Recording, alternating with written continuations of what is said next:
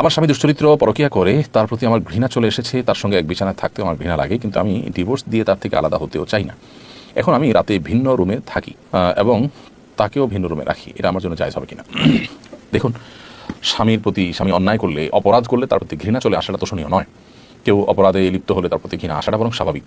অতএব এই ঘৃণার বোধ থেকে আপনি আলাদা থাকছেন, আলাদা রাখছেন, এটা মৌলিকভাবে দোষণীয় নয়। তবে এভাবে আপনি দীর্ঘদিন পর্যন্ত তার সাথে সংসার করবেন আর দুজন দুই বিছানা থাকবেন, এমনটি করার সুযোগ নেই। কারণ এমনটি যদি আপনি করেন তাহলে সেক্ষেত্রে আপনার স্বামীর যে হক আছে সেটি নষ্ট হবে। এখন আপনি স্বামী দুশ্চরিত্র স্বামী হলে আপনি তার থেকে পৃথক হওয়ার সুযোগ আছে। আপনি বিচ্ছেদের উদ্যোগ নিতে পারেন, তালাকের উদ্যোগ নিতে পারেন, কারণ সে দুশ্চরিত্র খারাপ মানুষ, সংশোধন করার চেষ্টা আপনি করবেন। এরপর যদি সম্ভাবনা না থাকে, আশাহত হয়ে যান, তাহলে সেক্ষেত্রে তার থেকে পৃথক হওয়ার রাইট বা অধিকার ইসলাম কিন্তু আপনাকে দিয়েছে।